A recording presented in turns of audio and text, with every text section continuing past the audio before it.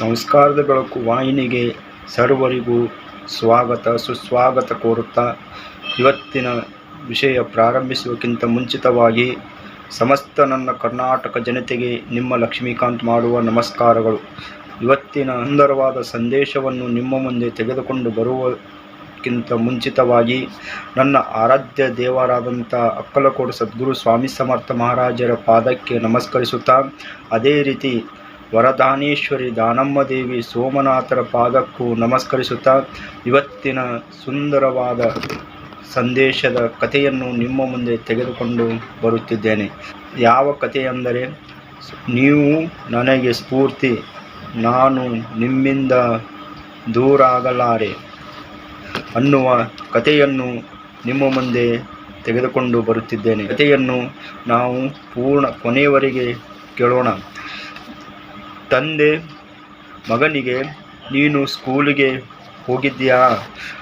ಮೇಷ್ಟ್ರು ಹೋಮ್ವರ್ಕ್ ಕೊಟ್ಟಿದ್ದಾರಾ? ನೀನು ಹೋಮ್ವರ್ಕ್ ಮಾಡಿದ್ದೀಯಾ ಅಂತ ತಂದೆ ಮಗನಿಗೆ ಕೇಳುತ್ತಿದ್ದರು. ಆಗ ಮಗನು ಅದಕ್ಕೆ ಆಯ್ತಪ್ಪ, ಹೋಮ್ವರ್ಕ್ ಮಾಡಿ ಮುಗಿಸಿದ್ದೇನೆ ಅಂತ ಉತ್ತರಿಸುತ್ತಿದ್ದ. ಅದೇ ರೀತಿ ಪ್ರತಿಯೊಂದಕ್ಕೂ ತಂದೆ ಮಗನಿಗೆ ಕೇಳುತ್ತಿದ್ದರು. ಏನೇ ಕೆಲಸ ಮಾಡಿದರೂ, ಏನೇ ತಪ್ಪು ಮಾಡಿದರೂ ಗದರಿಸಿ ಮಗನಿಗೆ ಕೇಳುತ್ತಿದ್ದರು. ಗೇಟ್ ಓಪನ್ ಇದೆ, ಗೇಟ್ ಬಂದ್ ಮಾಡಿ ಬಾ. ಫ್ಯಾನ್ ಆನ್ ಆಗಿದೆ, ಫ್ಯಾನ್ ಆಫ್ ಮಾಡಿಲ್ಲ, ಫ್ಯಾನ್ ಆಫ್ ಮಾಡು ಹೇಳುತ್ತಿದ್ದರು. ಅದೇ ರೀತಿ ನಲ್ಲಿ ನೀರು ಬೀಳುತ್ತಿದೆ, ಆ ನಲ್ಲಿ ಬಂದು ಮಾಡು ಅಂತ ಹೇಳುತ್ತಿದ್ದರು. ಆಗ ಮಗನಿಗೆ ತುಂಬ ಕಿರಿಕಿರಿ ಅನಿಸುತ್ತಿತ್ತು. ಅವನು ಬೆಳೆದು ದೊಡ್ಡವನಾದರೂ ತಂದೆಯ ಮಾತು ಅವನಿಗೆ ಕಿರಿಕಿರಿ ಅನಿಸತೊಡಗಿತು.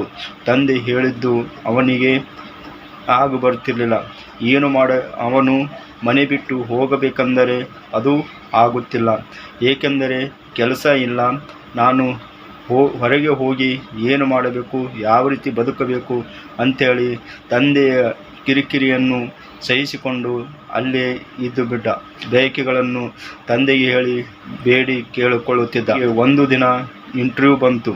ಇಂಟರ್ವ್ಯೂ ಬಂದಾಗ ಆಗ ಅವನು ಯೋಚಿಸಿದ, ನನ್ನ ಶತ್ರುವು ಆದ ನನ್ನ ತಂದೆಯಿಂದ ನಾನು ಈಗ ದೂರ ಇರಬಹುದು. ನನಗೆ ಒಳ್ಳೆ ಜಾಬ್ ಸಿಕ್ಕರೆ ನಾನು ಒಳ್ಳೆ ಹಣ ಸಂಪಾದಿಸಿ ಆಸ್ತಿ ಸಂಪಾದಿಸಬಹುದು ಅಂತ ಯೋಚನೆ ಮಾಡುತ್ತಾ ಅವನು ತಂದೆ ಹೇಳಿದ, ನೀನು ಹುಡುಗ ಬುದ್ಧಿಯನ್ನು ಬಿಟ್ಟು ಒಳ್ಳೆ ರೀತಿಯಿಂದ ಇಂಟರ್ವ್ಯೂವನ್ನು ಪಾಸ್ ಮಾಡು ಅಂತ ಅವರಿಗೆ ಒಳ್ಳೆ ರೀತಿಯಿಂದ ಉತ್ತರ ಕೊಡು ಅಂತ ಹೇಳಿದರು. ಆಗ ತಂದೆ ಮಾತಿಗೆ ಬೆಲೆ ಕೊಡದೆ, ತಂದೆ ಮಾತನ್ನು ಕೇಳದೆ ಅವನು ಇಂಟರ್ವ್ಯೂಗೆ ನಡೆದ. ಅಲ್ಲಿ ಇಂಟರ್ವ್ಯೂಗೆ ಹೋದಾಗ ಗೇಟ್ ಓಪನ್ ಇತ್ತು. ಆಗ ತಂದೆ ಹೇಳಿದ ಮಾತು ನೆನಪಿಗೆ ಬಂತು. ಗೇಟ್ ಹಾಕು ಅಂತ ಹೇಳಿದ್ದು. ಅವನು ಗೇಟ್ ಹಾಕಿದ. ಅದೇ ರೀತಿ ಹಾಲ್ನಲ್ಲಿ ಒಳಗಡೆ ನಡೆದ. ಒಳಗಡೆ ಹಾಲ್ ತುಂಬ ಫ್ಯಾನ್ಗಳು ತಿರುಗುತ್ತಿದ್ದವು. ಅವನ್ನು ನೋಡಿ, ಇವು ಅನಾವಶ್ಯಕವಾಗಿ ಫ್ಯಾನ್ಗಳು ತಿರುಗುತ್ತಿವೆ, ಇವನ್ನು ಆಫ್ ಮಾಡಂತ ತಂದೆ ಹೇಳಿದ ಮಾತು ನೆನಪಿಗೆ ಬಂತು. ಆಗ ಆ ಫ್ಯಾನ್ಗಳನ್ನು ಆಫ್ ಮಾಡಿದ. ಅದೇ ರೀತಿ ನಲ್ಲಿಯಿಂದ ನೀರು ಹನಿಯಾಗಿ ಸೋರುತ್ತಿತ್ತು. ಆಗ ಮತ್ತೆ ತಂದೆ ಹೇಳಿದ ಮಾತು ನೆನಪಿಗೆ ಬಂತು. ನೀರು ಸೋರುತ್ತಿದ್ದ ನಲ್ಲಿ ಬಂದು ಮಾಡುವಂತ. ಆಗ ನೀರು ಸೋರುತ್ತಿರುವ ನಲ್ಲಿ ಬಂದು ಮಾಡಿದ. ಅದೇ ರೀತಿ ಅವನು ಇವೆಲ್ಲವನ್ನು ಮಾಡಿದ ನಂತರ ಅಲ್ಲಿಂದ ಅರ್ಧ ಗಂಟೆ ಆದ ಮೇಲೆ ಮ್ಯಾನೇಜರ್ ಒಳಗಿನಿಂದ ಹೊರಗೆ ಬಂದರು. ಆಗ ಅವನು ಮಾಡುವ ಎಲ್ಲ ಕೆಲಸವನ್ನು CC ಕ್ಯಾಮ್ರಾದಲ್ಲಿ ವೀಕ್ಷಿಸಿ ಅವನಿಗೆ ಹೇಳಿದರು, ನೀನು ನಾಳೆಯಿಂದ ಕೆಲಸಕ್ಕೆ ಬಾ ಅಂತ ಹೇಳಿದರು. ಆಗ ಬಾಲಕ ಕೇಳಿದ, ನಾನು ಇಂಟರ್ವ್ಯೂ ಕೊಡದೆ ನನಗೆ ಯಾವ ರೀತಿ ನೀವು ಕೆಲಸ ಕೊಡುತ್ತೀರಾ ಅಂತ ಕೇಳಿದಾಗ ಆಗ ಮ್ಯಾನೇಜರ್ ಹೇಳಿದರು, ನಿಮ್ಮಂಥವರೇ ನನಗೆ ಕೆಲಸಕ್ಕೆ ಬೇಕು. ನೀವು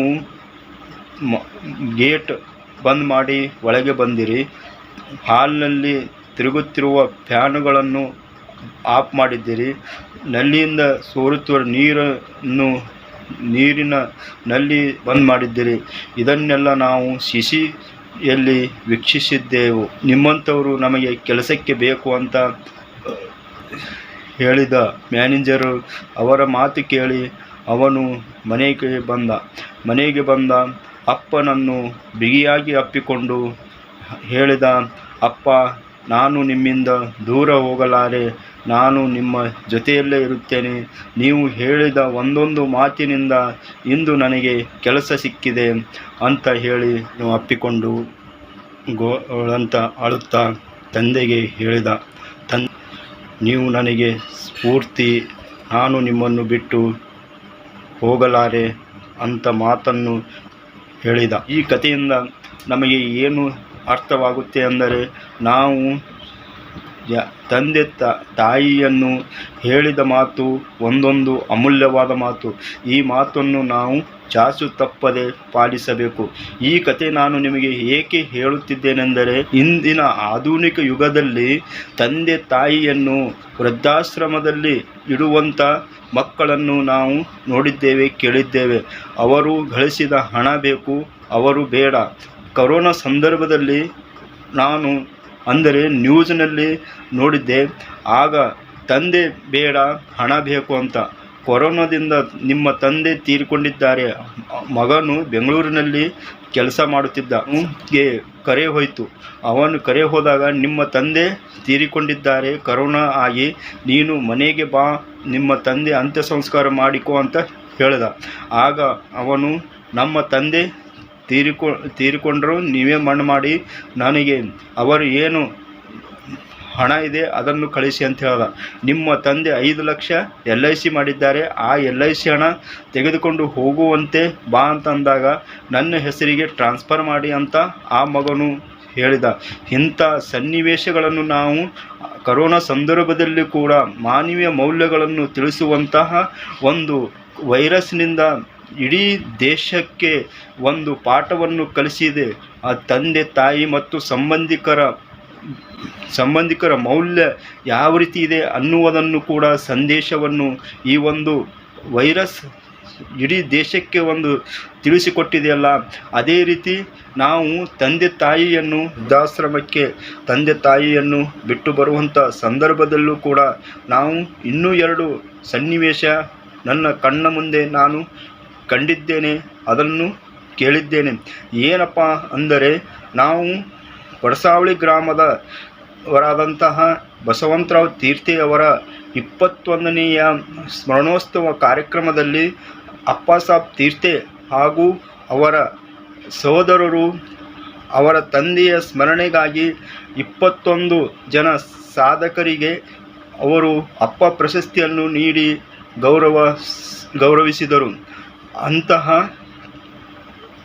ಮಕ್ಕಳು ಇಂದಿನ ಆಧುನಿಕ ಯುಗದಲ್ಲಿ ಇದ್ದಾರೆಂದರೆ ತುಂಬ ಹೆಮ್ಮೆ ಅನಿಸುತ್ತೆ. ಆದರೂ ಕೂಡ ನಾವು ಇಂದಿನ ಕಾಲದಲ್ಲಿ ಅವರ ಬಗ್ಗೆ ನಾವು ಎಷ್ಟು ಹೊಗಳಿದರೂ ಕಡಿಮೆನೆ.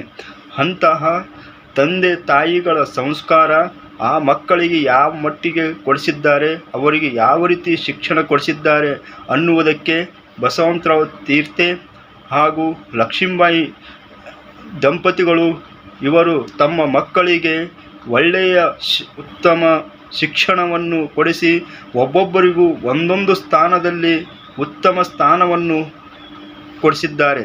ಒಬ್ಬರು ಸಾಹಿತಿಗಳಾಗಿ ಅವರು ಶಿಕ್ಷಣ ಕ್ಷೇತ್ರದಲ್ಲಿ ಸೇವೆ ಸಲ್ಲಿಸಿ ಮಕ್ಕಳ ಸಾಹಿತಿಗಳಾಗಿ ಸಾಹಿತ್ಯ ಕ್ಷೇತ್ರದಲ್ಲಿ ಸೇವೆ ಮಾಡಿದ್ದಾರೆ.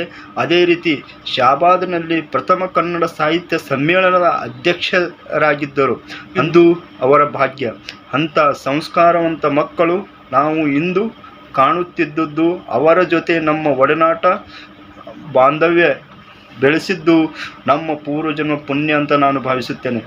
ಅದೇ ರೀತಿ ಇನ್ನೊಬ್ಬರಾದಂಥ ಅಪ್ಪಾಸಾಬ್ ತೀರ್ಥೆ ಸರ್, ಅಪ್ಪಾಸಾಬ್ ತೀರ್ಥೆ ಗುರುಜಿ ಇವರು ಆದರ್ಶ ಶಿಕ್ಷಕರಾಗಿ, ಕನ್ನಡ ಸಾಹಿತ್ಯ ಕಸಾಪ ಅಧ್ಯಕ್ಷರಾಗಿ ಇವರು ಉತ್ತಮ ಶಿಕ್ಷಣ ಕ್ಷೇತ್ರದಲ್ಲಿ ತಮ್ಮದೇ ಆದ ಸಾಧನೆ ಮಾಡಿ ಆದರ್ಶ ಶಿಕ್ಷಕರೆನಿಸಿಕೊಂಡು ಅನೇಕ ಪ್ರಶಸ್ತಿ ಪುರಸ್ಕಾರಗಳಿಗೆ ಇವರು ಕೂಡ ಭಾಜನರಾಗಿದ್ದಾರೆ.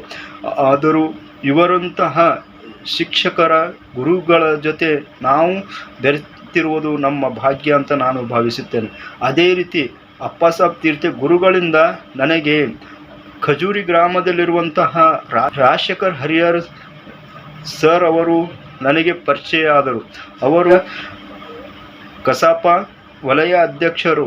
ಅವರು ಈ ಮಾತುಗಳು ನಾ ಏಕೆ ನಿಮಗೆ ಹೇಳುತ್ತಿದ್ದೇನೆಂದರು, ಸರಸ್ವತಿಪುರ ಸಂತ ಅನ್ನುವ ಪುಸ್ತಕ ಜನವರಿ 17, 2024ರಂದು ಕಲಬುರಗಿ ಜಿಲ್ಲೆಯ ಬಿಡುಗಡೆ ಮಾಡಿದರು. ಈ ಪುಸ್ತಕ ಎ.ಕೆ. ರಾಮೇಶ್ವರ್ ಮಕ್ತಿ ಅವರಿಂದ ಪುಸ್ತಕ ಬಿಡುಗಡೆಯಾಯಿತು.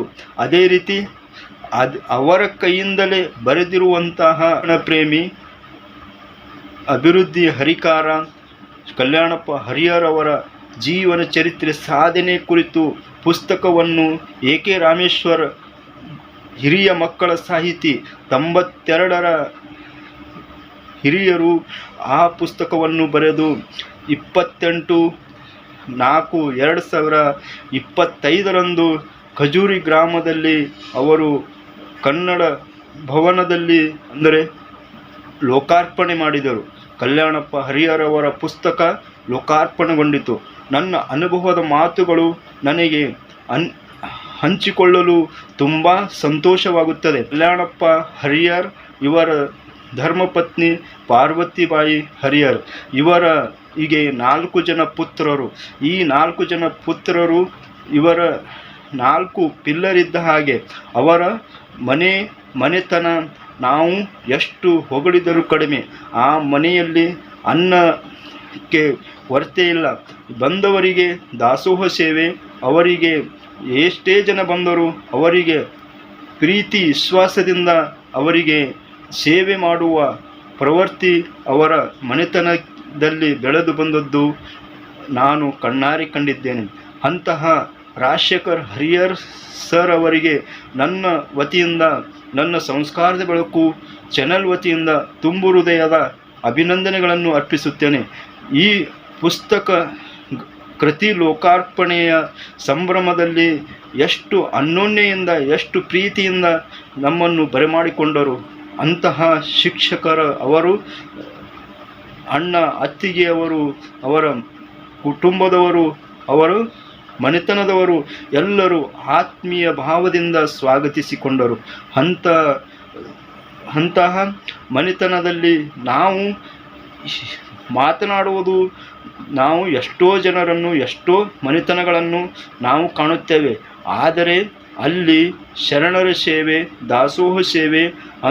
ದಾಸೋಹ ಸೇವೆಯಲ್ಲಿ ನೀಲರಾಗಿರುವಂತಹ ಅಪ್ಪಾಸಾಬ್ ತೀರ್ಥೆ ಹಾಗೂ ರಾಜಶೇಖರ್ ಹರಿಹರ್ ಸರ್ ಅವರು ಎಷ್ಟು ಹೊಗಳಿದರೂ ಕಡಿಮೆನೆ ಅಂತ ಹೇಳುತ್ತಾ, ಇವತ್ತಿನ ನಾವು 2 ಪುಸ್ತಕ ಲೋಕಾರ್ಪಣೆ, ಒಂದು ಸರಸ್ವತಿಪುರದ ಸಂತ ಇನ್ನೊಂದು ಕಲ್ಯಾಣಪ್ಪ ಹರಿಹರ್ ಅವರ ಜೀವನ ಚರಿತ್ರೆ ಸಾಧನೆ ಕುರಿತು ಕೃತಿ ಲೋಕಾರ್ಪಣೆ ಸಂಭ್ರಮದ ಬಗ್ಗೆ ನನ್ನ ಮನದ ಅನಿಸಿಕೆಗಳನ್ನು ನಿಮ್ಮ ಮುಂದೆ ಹಂಚಿಕೊಳ್ಳುವ ಒಂದು ಸಣ್ಣ ಪ್ರಯತ್ನ ಮಾಡಿದ್ದೇನೆ. ಇದರಲ್ಲಿ ಏನೇ ತಪ್ಪು ಒಪ್ಪುಗಳಾದರೂ ನಿಮ್ಮ ಪಾದಕ್ಕೆ ಅರ್ಪಣೆ ಮಾಡುತ್ತಾ, ಅಂದರೆ ತೀರ್ಥೆ ಪರಿವಾರ ಮತ್ತು ಹರಿಹರ್ ಪರಿವಾರದವರಿಗೂ ನನ್ನ ವತಿಯಿಂದ ಮತ್ತೊಮ್ಮೆ ಮುಗಿದೊಮ್ಮೆ ಅಭಿನಂದನೆಗಳು ಅರ್ಪಿಸುತ್ತಾ ಇವತ್ತಿನ ವಿಷಯಕ್ಕೆ ಇಲ್ಲಿಗೆ ವಿರಾಮ ಕೊಡುತ್ತೇನೆ. ಶರಣಾರ್ಥಿಗಳೊಂದಿಗೆ ಧನ್ಯವಾದಗಳು ಅರ್ಪಿಸುತ್ತೇನೆ.